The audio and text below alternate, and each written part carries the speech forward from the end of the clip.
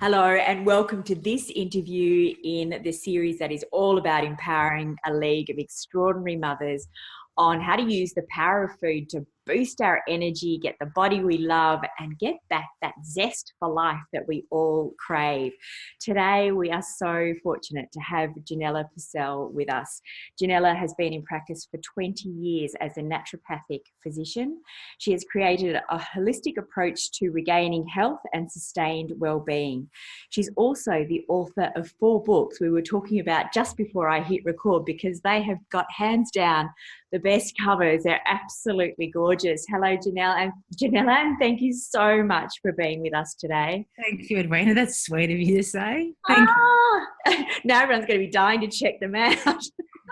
Check out the cover of Elixir. It's gorgeous. Oh, thank you. It's gorgeous. So, Janella, can we start with, let's start with your story and what brought you to be doing the work that you do. It started when I was a young girl, really. I couldn't digest many foods, and that was the beginning of it. So I think I was too young to realise that emotions had a big part of it, although my mother realised that. She was saying, you're very soft and you're a worrier and you care about everybody else and you need to put your own oxygen mask on first, which was always her message to me, which is I still carry that one with me and tell my clients that one. Put your own oxygen mask on before you fit the kids. It's a really good one. Yeah. So I always had, from a young girl, like say 5, 6, 7, 8, had diarrhea and I couldn't digest food. There was many foods I couldn't eat and I had headaches and I just wasn't well. And I came from a really stable, happy upbringing, family life. My mother's Lebanese, my father's Irish. So we had a big extended family and everyone was always at our house and I was always the cook because I was a little helper. But I got worse. And then when I hit puberty is when it really went, which, after all the study I've done now, I understand why. So the estrogen kicked in and, then I got, from my first period was excruciating. So then we realised I had endometriosis. And that was in 1981, I think, and in Brisbane. So it was pretty, unheard of then. So I was really lucky to find a gynecologist that diagnosed me straight on the pill and then no period. And then I've had 7 laparoscopies, I think. So I'm pretty experienced with endo. My sister also just one sister has endo as well. So my endometriosis was a big problem and so were my food intolerances, but no one talked about food intolerances, and gut wasn't trendy as it is now. Like gut issues are everything. Yeah. And I felt unusual. So we went to lots of different people and practitioners and psychologists and I was really sporty and had lots of friends, so there was nothing really. So I went on my own journey. I had to find out what was wrong with me. I felt there's something wrong with me. So that's how I started really, and I experimented with lots of different diets, unfortunately, when I was a teenager and did lots of fasting and messed my metabolism right up that way. And then I studied, became a chef really just by accident because I did many hours cooking in restaurants to get extra money while I was studying naturopathy. And then naturopathy was the happiest time of my life, I think. It was just like I was 26 when I started. So this is it. I just felt it was revision. It was almost like revision. I went, okay, this is great. But then I didn't, I love the herbs and I love the nutrition, but I didn't learn about body-mind connection. And that's what I was really interested in. So I studied Chinese medicine and kinesiology and, studied separate courses with esoteric healers and energetic healers and had my own mentors for a long time through that. So 20s was a lot of travel to different parts of the world to learn from different shamans and healers, and that was just wonderful. Wow. And at about 30 I started working in health food stores in Sydney, so I managed health food stores, which was amazing. You learn so much from customers. Yeah. And mothers coming in going, my child's got this, and no one knew very much. This is early, before 2000. Yeah. So I learned a lot in health food stores, and then from there I went on to TV, and that I just fell into that, which was amazing. I think that was a definite calling, and was all just set up for me. It just sort of happened. And practices at the same time. So really I got into this from my own issues, which most healers do, I think, and Western medicine had let me down. Yeah. And it was about band-aiding the symptoms, and I didn't want the side effects from the medication that I was taking. So I was putting on weight, my digestion was worse, my emotions were worse. I was always worrying and anxious about everybody, and guilt and fear, and it's like, why? But now I know the gut connection and what happens with that. So it's such a fascinating world, and I love helping women. I mean, mostly women come to practice, right? Men are in denial about anything, mostly to do with their health and sign of weakness, generally. Yeah. But mostly it's women and mothers, and a lot of the patients or clients I've had since they were, young women in their early 20s, and they're now in their early 40s and onwards. So it's been nice to have that progress with people and have that connection. Yeah, absolutely. Absolutely. I can, actually, that sounds like dream clients to me. Oh, it is. Yeah. It is. It's such a beautiful thing to do. It's such a privilege. And the people that come to me, I think, they're ready to go deep, because Western medicine is break your leg, I want to, have a heart attack, or you need some pain relief. It's great for that reason, but it's not for deeper stuff. And if you really want to heal deeply, you need to go in. You need to dig out that trauma and the grief and the childhood stress that we've all been through, no matter who we are and where we come from. It's different levels, and how we've stored it in our body and where we've stored it in our body, and start pulling that stuff out. I mean, it's heavy duty. It's not for the faint-hearted, but there's more and more and more. I mean, fibromyalgia, chronic fatigue, MS, Parkinson's, cancer, migraines. It's chronic now, isn't it? Like before, when I started in practice, it was candida. It was all about candida and salicylates and oxalates, and just take those out and everything will be fine. Yeah. And people would be fine for, take gluten out, of course, was the biggest evil. But then they'd be fine for a couple of weeks, and then everything would come back. And they're like, what's going on? And I didn't know either. So that's when I started researching myself. So let's look at that. Why are we looking at this epidemic? Because it is an epidemic of chronic ill health. And it's mental and physical, isn't it, Janella? I mean, the rates of anxiety and depression are just as high as the rates of all these autoimmune diseases and obesities and diabetes that we're seeing. So why have we done this shift from acute illnesses to now this picture of chronic illness? It's the billion-dollar question now, probably. But after much research, it's there's no one answer to that, and everybody's really different. But the main factors are chemicals in our environment. There's no coincidence that chemicals came into our life post World War II, and we started growing our food with the leftover chemicals. So the same company who made napalm makes, it has the genetically modified technology and grows our food with that.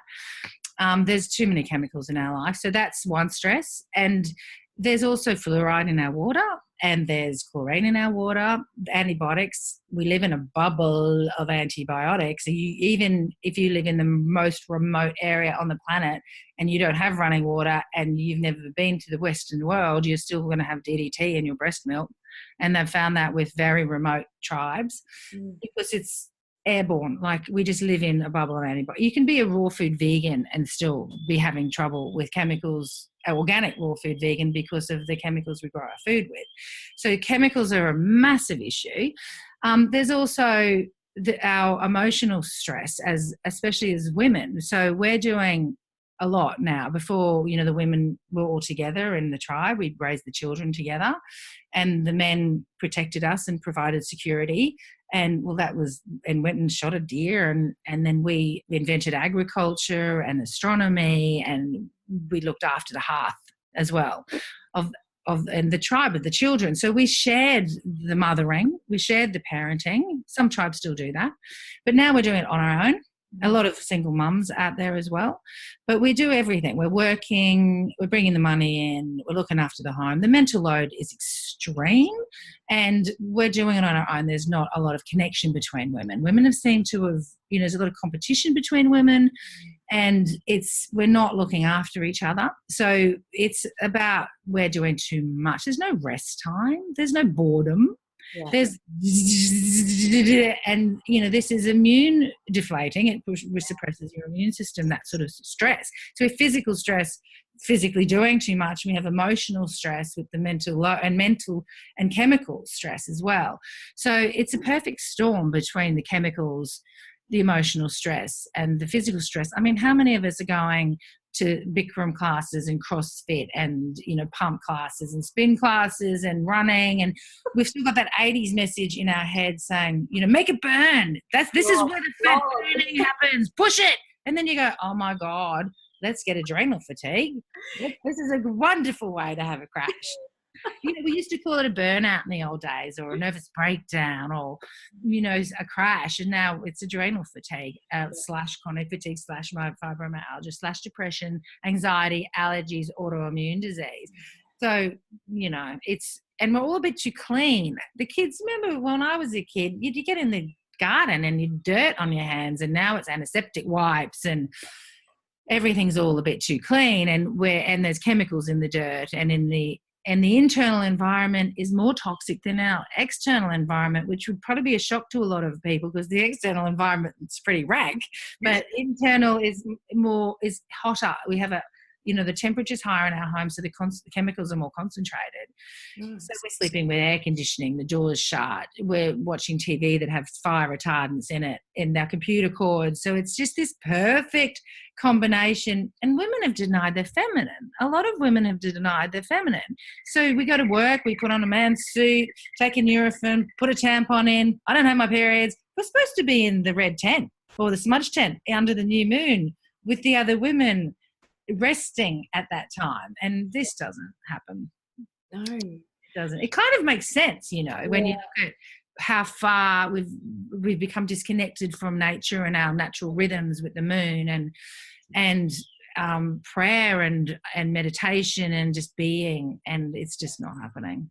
It's not happening. There's a scene that I love in the movie Eat, Pray, Love. I don't know if you've seen it. I was just talking about Eat, Pray, Love. Love it.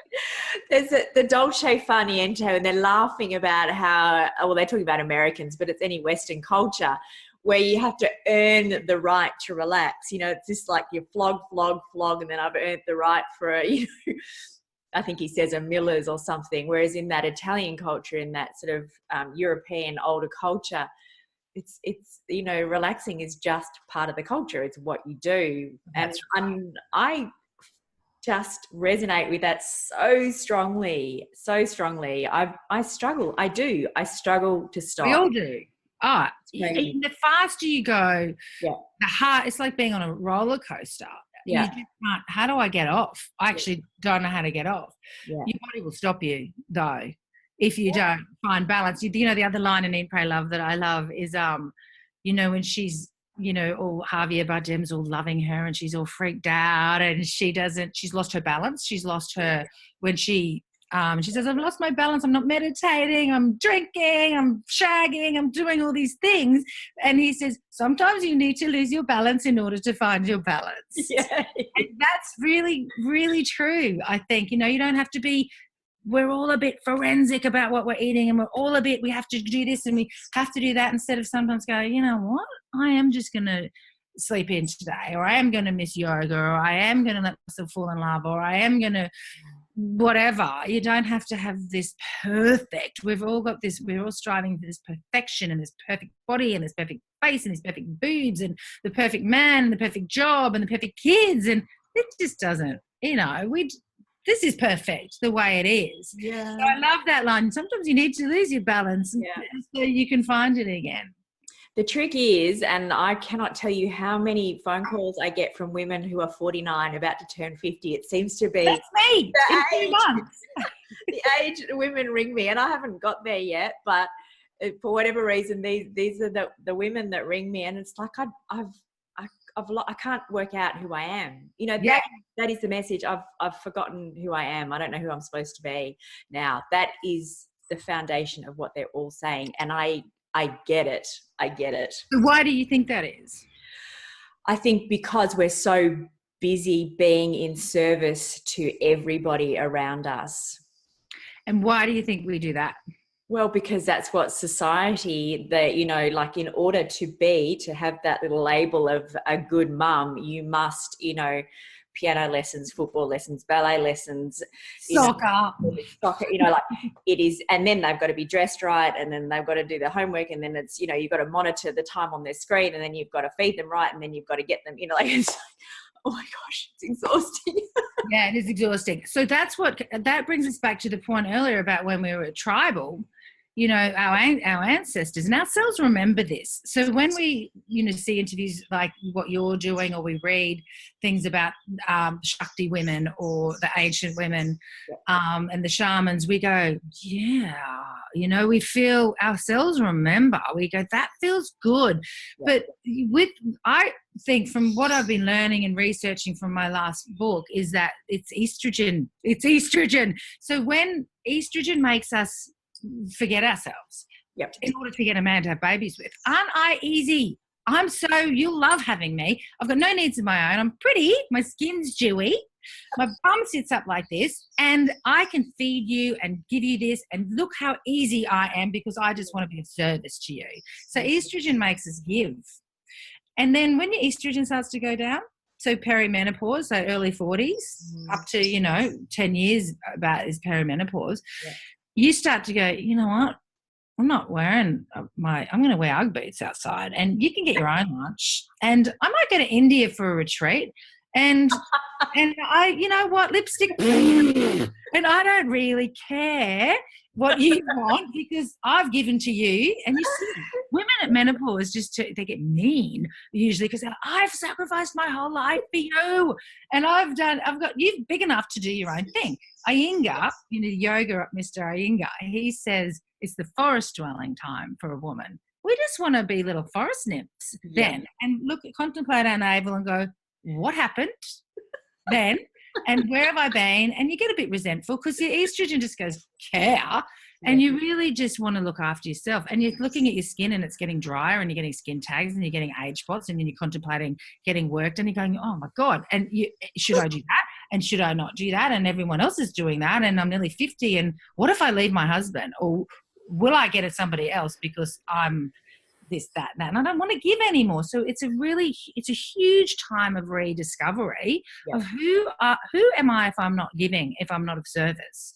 Like, it's a huge existential question that is the night of the dark soul. Like, this is or some people call it, you know, the dark forest, when you're in there and you're just like, I don't know who I am. I don't know what I want to do, but this isn't right for me anymore, and it's not working. And care if I haven't made you dinner or lunch. You can starve. My mum actually at 50 went to uni and became a quantity surveyor and got honours. Yeah, she right. Year 12 because she was deaf when she was younger, and she finished year 12, had to do all these bridging, and we were just going, go Mum, like amazing, and just started a whole new career. Yeah. Dad was like going, excuse me? I'm hungry. Yeah, me. Oh, I love it. It's so spot on. That's so true, isn't it? Yeah. Universal. We're all doing it. Yeah, it's fantastic. I love it. But we've got to talk about it. If we don't have these conversations as women, you feel like you're the only loony on the block. You really do. And that's another, loneliness is killing more people than anything else. And more people live alone now in Australia than any other family group.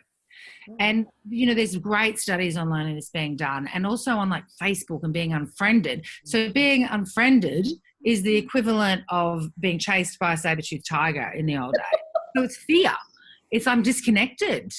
This is an amazing study, that one that was done. And when we're alone, our immune system drops, because if we don't have any mates around us, we don't need a strong immune system to ward off their particular bacteria or viruses. So our immune system drops, and then we get sick. Yeah. And if a woman also doesn't have pair bonding, so pair bonding is when you find a mate that protects you, that you feel you have something in common with, that you're not alone in the world.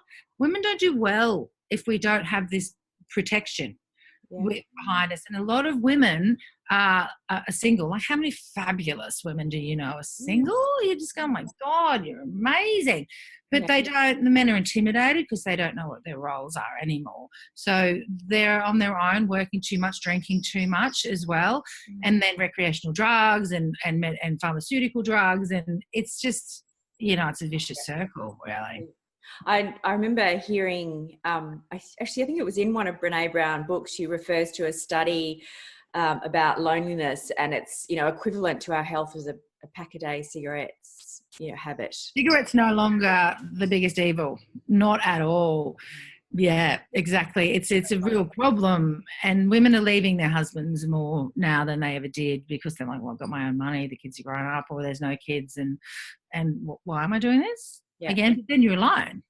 Yeah. And then other women aren't so happy about it when you're single as well. That's a problem. They're not inclusive because I'm still my husband. There's that going on. There's a lot of that going on. Okay. We're supposed to be talking about food. I love it. Yeah, but that's what we talked about in the pre-interview when we met. We've all been stuck on food. So do you want to go into food? Well, let's look at adrenal fatigue. Let's look at adrenal fatigue, because this is massive, and whether you've been diagnosed or not, it's rampant. And part of this series is talking about energy, because everybody I speak to is exhausted and tired. So tell us first of all, what actually is adrenal fatigue for those that don't know? Great. So your adrenal glands are these little glands. They're about the size of an almond, and they sit on top of your kidneys. Mm-hmm. So 2 kidneys, 2 adrenal glands. So your adrenal glands, kind of look at them like a petrol tank. Yep. So when you need extra energy, so when you're in stress, so this is perceived stress or actual stress. Yes. So thinking is the same. Your adrenal glands go, oh, she's in trouble. She needs to get away from that saber-toothed tiger, and she needs to get her cubs, and she needs to get them and get up a tree and out of danger. Yeah. So you get this extra surge of adrenaline and cortisol, your stress hormones. So, you only have so much petrol in your tank, right? So though the petrol, you're supposed to put your foot on the accelerator, get up that tree, 10 to 20 minutes, and then you're in a safe space, and then you're okay. And you see animals do it. They're running away, or they're the predators, and they need the extra energy to go and, hunt for the food, but then they're sitting down or relaxing and eating that animal. And so progesterone then, as opposed to stress hormones, adrenaline and cortisol, progesterone is your rest and digest hormone. So you're sending out all these stress hormones, then you're safe, and then you're resting. But we don't do that. So our stress hormones are like just constantly all through the night, which is also why we're not sleeping, because melatonin, your sleepy hormone, can't exist when you have stress hormones, because you're not supposed to fall asleep when a bus is about to hit you. You need that extra. You can't go, oh, that's still fine, I'm just going to fall asleep. Your body needs you to get out of the way. So if you're still releasing all these stress hormones constantly, you run out of petrol. And so you get warnings. So there's 3 stages of adrenal fatigue. You get the warnings and you just ignore them because you can't actually listen to your body. And your body's your unconscious mind. Your body's going, sweetie, something's not right here, and I'm going to let you know by your body hurting. And we just take a pill, or we go to the naturopath and take some herbs for that, or, we go to meditation classes, hopefully. But it's not quite cutting it in most cases. So the first stage of adrenal fatigue is it's an exciting stage. It's like when you've had a baby, or you've got a gig, you're like a theatre production, or you've got a deadline, and you're like, whoa, and you've got all this excitable energy, and people get really addicted to that too, because it feels great. And then you're supposed to finish that job, or the baby's sleeping through the night, and then you can rest. And then your adrenal glands replenish and recover. And then you do it again. And then you do it again, and then you do it again. That's normal. That's life, right? But it's when you don't have those down humps, when you don't have the break, when you're just going from one stress to the next stress to the next stress. So that's when you hit adrenal fatigue too. That's usually when I see people, when people go to a practitioner and they go, I'm getting fat. And that's what gets us the most. Yeah. As soon as we're getting fat, we're like, oh my God, it doesn't matter. It doesn't seem matter if we're constipated for a week or we're not sleeping. But if we're getting fat, it's like, help. Your body is going to hold on to fat, if it'll store fat for storage if you're in danger. So you won't use it as energy. You're going to be using glucose, like a really quick energy, which is why we crave sugar and wine. I mean, women love wine, right? Mm-hmm. Because it relaxes us, and it's sugar. We should be using glycogen, which is a slow release burn, instead of this quick stuff. So we're just going to store the food we're eating. We're not going to digest it. Yeah. And your body thinks, you're in danger and there mightn't be any food around, because that's what happened to our ancestors. So let's just store it right on our tummy. Let's just put it right out there on our gut. And lots of women come, I've exercised, I do everything, but I can't get rid of my tummy. Yeah. By the way, we're meant to have tummies. We're not meant to be men. But we don't like it, and we get fat. We just get fat. So that's adrenal fatigue too. And then most people that I see are in that stage, and it takes about 12 to 24 months to recover from that, because you think, how long has it taken for you to get there, right? And then also, I should finish this. Adrenal fatigue 3. This is collapse. This is a breakdown. Mm-hmm. This is, you've just stretched that rubber band so far that there's no more elasticity in it. Yeah. And trying to get that back from that is tricky. Yeah. And once your adrenal glands are that, depleted, everything else comes from that. Mm-hmm. Coming into menopause is when a lot of women feel, a lot of people crash before that for all sorts of traumatic reasons, different traumas. Yeah. But once your adrenal, your ovaries start giving up their job, they send their job over to the adrenal glands, and the adrenal glands are supposed to pick it up then. And if your adrenal glands go, I'm busy, I'm already flat chat, I can't do that, that's when we really start to see the symptoms of adrenal fatigue, besides the weight gain and the crankiness and the insomnia and the sugar cravings and the don't want to eat till 11. But you get skin tags. You start getting skin tags, and it's really in the upper body and the inner groins. There's so many different forgetfulness. People just are like, I can't remember what I was just about to say. And I usually have a really sharp memory. And, there's symptoms that are very common, but everyone's really different as well, depending on your own makeup. But generally, they're there, and you're like, what is wrong with me? And you have no enjoyment for life. Depression starts because you're exhausted.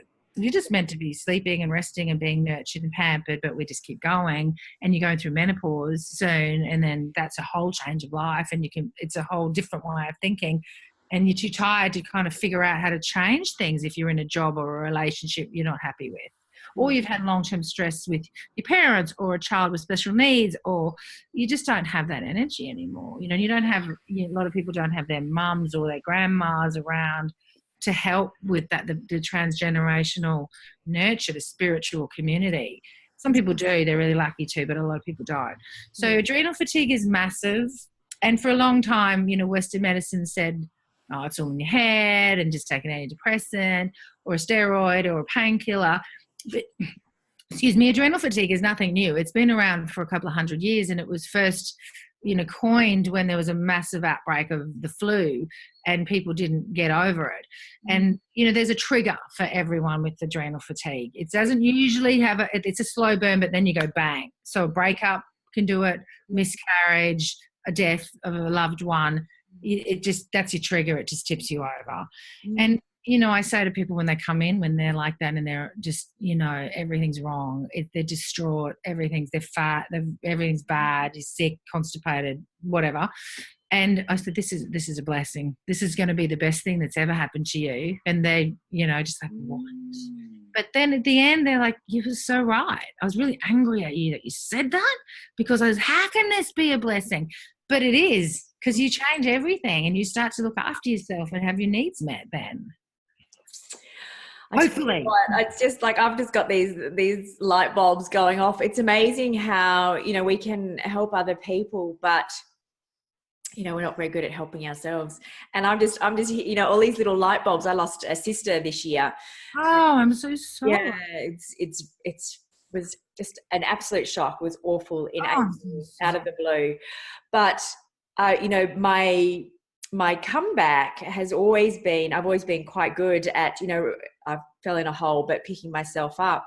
But this time, you know, like I can't lose the weight that I put on, and that, like, there's all these things. And I'm just listening to you going, you know, checklist, checklist, checklist, checklist, and it's really interesting. It's really interesting. Your adrenals would be going Mm. over time. And I haven't stopped, you know. Because you haven't. Because if you stop, you can deal with it. That's why we don't, because it's really hard. I mean, there's nothing much harder than that, losing a loved one, especially then you've got the shock as well as the grief, and then the anger, and then the fear, and then the guilt of all the things that weren't said, and what you did say. And I mean, that's multi-layered trauma there. And it's interesting work, though, because, you know, this, even when you've moved through in your head and you can rationalize it, and your body's still storing that. Our bodies store pain and grief, and every experience we've ever had is stored in our body. So that's why sometimes when you're at yoga and you're doing a pose, you can just burst out crying or laughing, or remember something that happened to you in grade 2, or, you know, you're releasing the trauma from a twist is going to move your liver, and that's where you've got anger and resentment stored, and frustration, and your kidneys about fear and anxiety. Sometimes I'll just start laughing in yoga and just go, oh, that's the heart that's being opened. And you know, we have to heal on every level, and there's imprints in our energetic field and our consciousness. And you know, we don't know about this. We don't meditate mostly every day. We're not going into the quantum field, as they call it. That is where there's infinite possibilities. We're trying to figure out, as Einstein said, you don't figure out the answer to a problem by using the same thought patterns that got you there in the first place too. You need a whole different way of healing. And we knew this, you know, our ancients knew this. They knew how to heal us. But now we're taking a pill and we're hoping that that's going to fix it. But if your heart's broken, you know, I was in a first aid course yesterday that we have to do every 3 years as practitioners. And the guy was talking about, you know, heart attacks. And he was saying that, I think he said 350 spontaneous cardiac arrests, SCAs, happen a year in Australia, and we have no idea why. It's like going, we should know why, because there's a broken heart here, or usually a broken heart, and there's grief in our chests, and you can have, you know, people die from broken hearts. That's, you know, we knew that in the old movies, right? You see it. Like Dangerous Liaisons was one with Michelle Pfeiffer, and when John Malkovich, you know, betrayed her, and she died and she was perfectly healthy before. We see these in the older movies, but we don't seem to realize it in our own lives that, you know, deep trauma and grief is very, very dangerous for us. Yeah.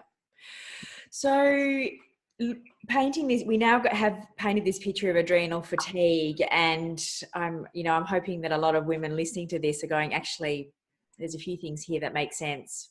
So now that we've got some answers, how do we start to actually address it? What's the picture to heal ourselves? Healing.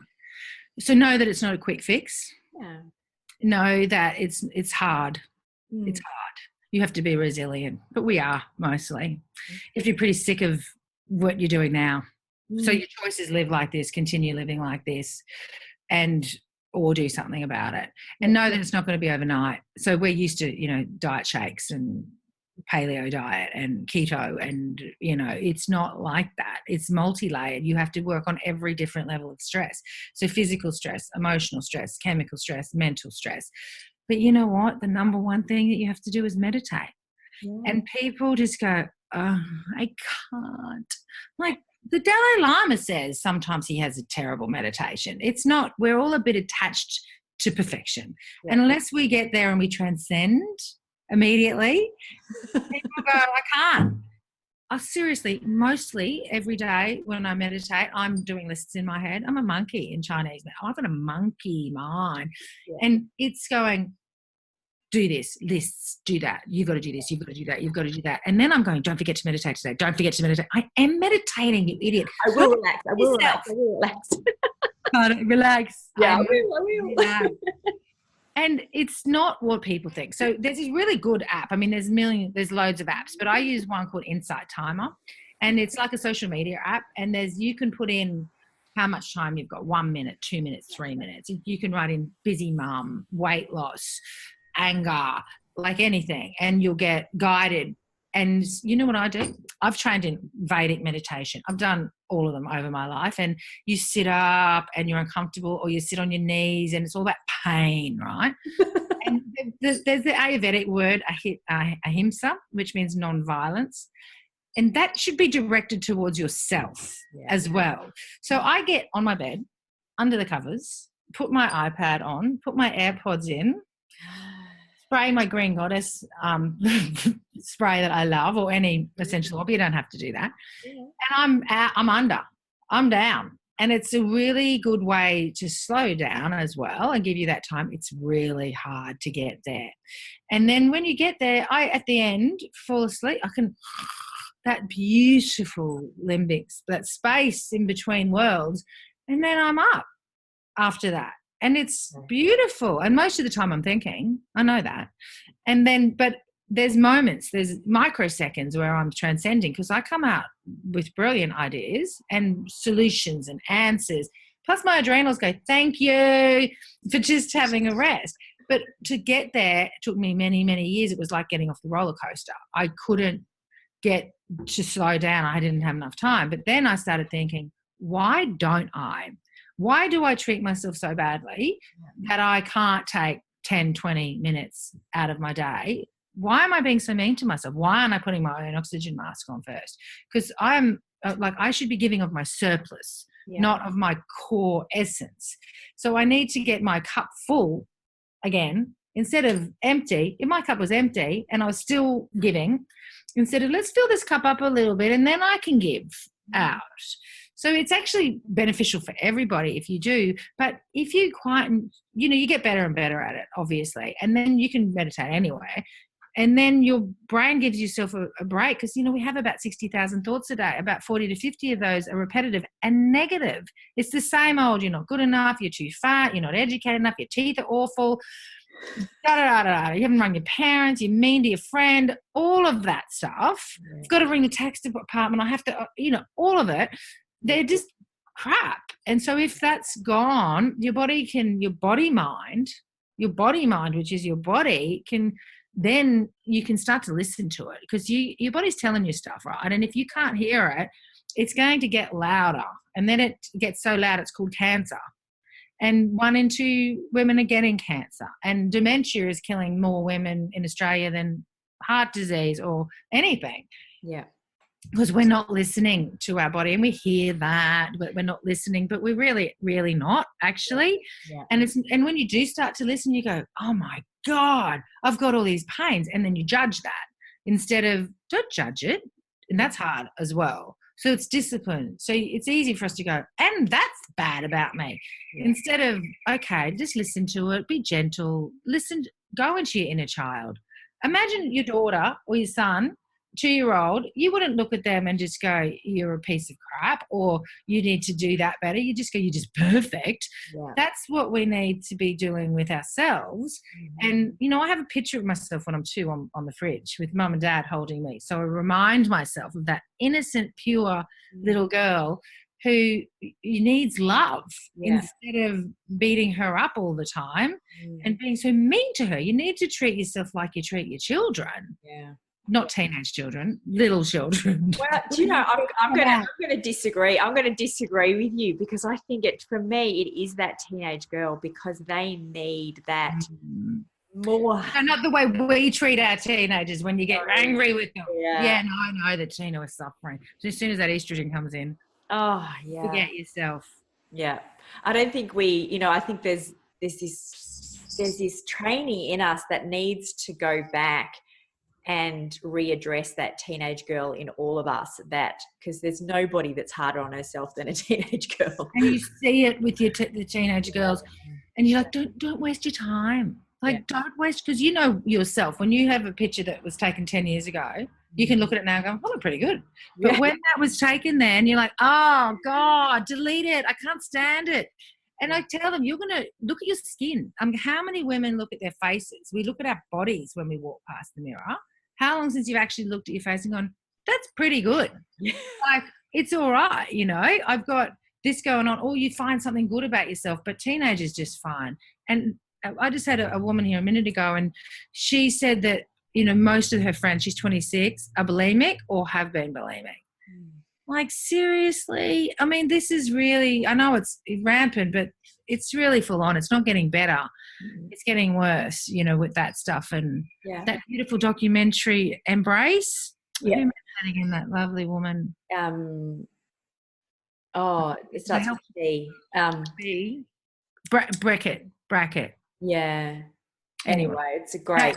I just bawled the whole way through that and just went, everyone should see this, not just women and girls, but everyone should see this, to see what we're doing to ourselves and not appreciating what we have. And thank you, body. Thank you, body, for doing what you do, because you're going to be old and you're not going to be able to do that and have this vitality. So, it's a bit of a mess, really. I don't want to put words in your mouth, but would it be fair to say that the central healing thing here is self-love, isn't it?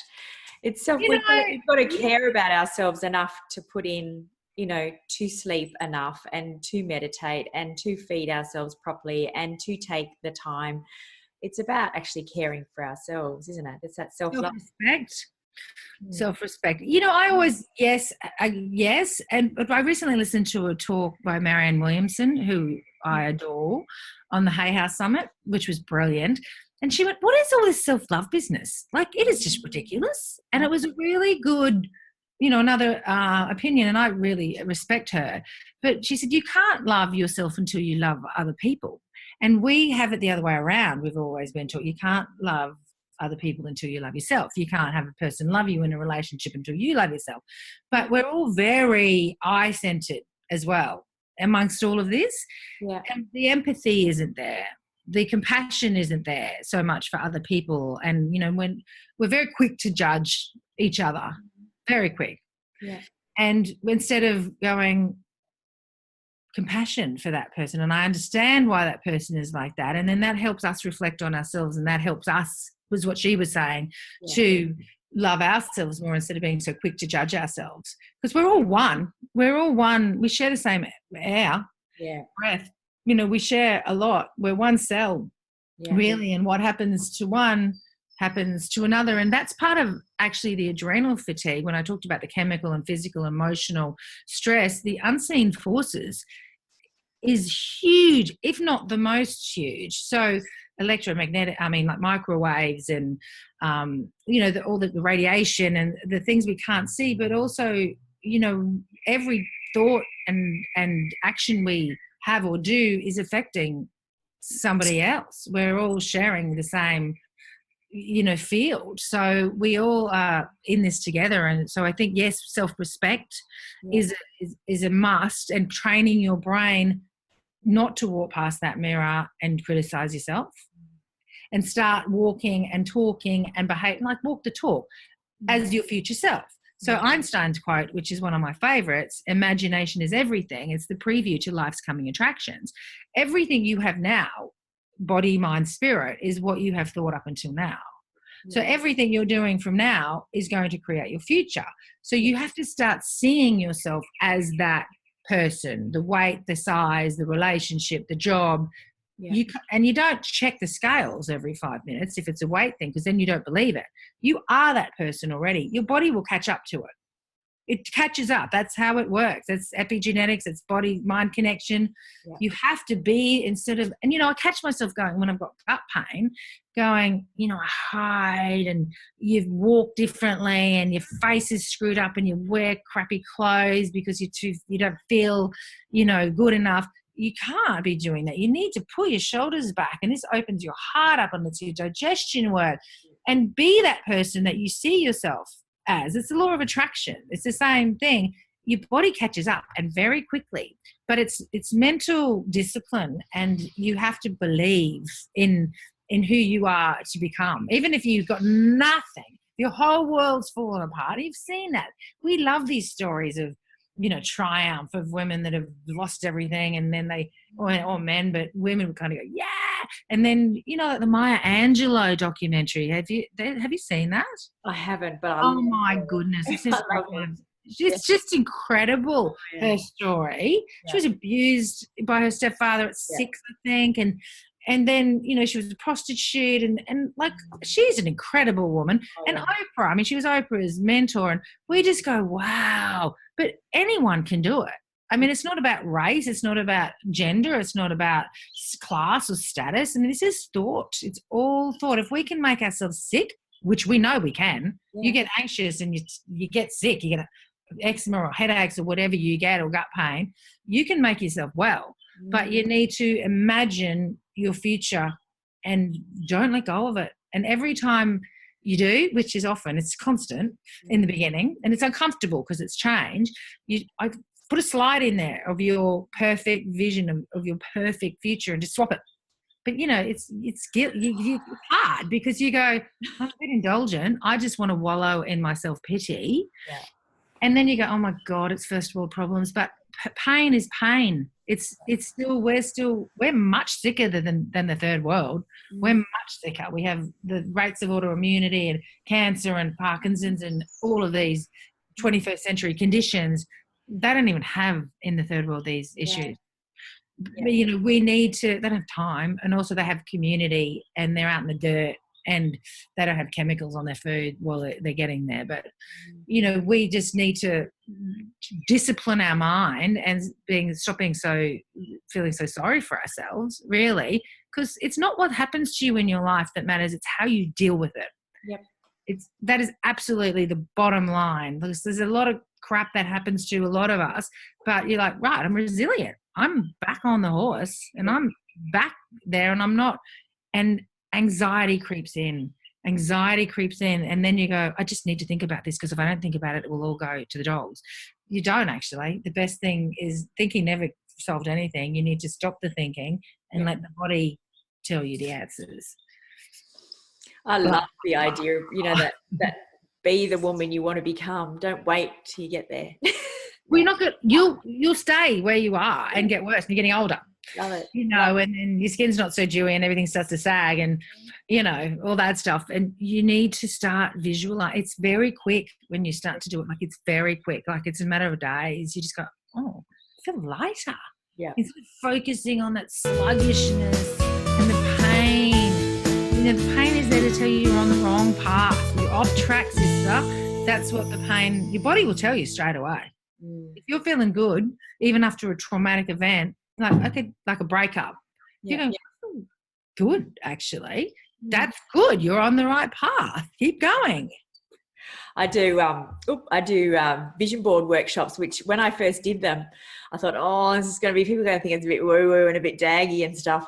But I do these whole day workshops, and they are just so fun. They are so, yeah. Creativity is so important. After meditation, that just has to happen. Yeah. You don't have to be Matisse or, you know, Picasso. You need to just be creative if you want to go to a choir or gardening or cooking or whatever you're doing, writing, basket weaving is so beautiful. It's something meditative and creative where you're not actually in your conscious brain. It's your unconscious that's working for you. Yeah. Yeah. All right, we're going to have to wind it up, and I'm sad because we could just keep talking. No food, but I think just to wrap that up, if that's okay, it's a good thing we've been too focused on food for too long.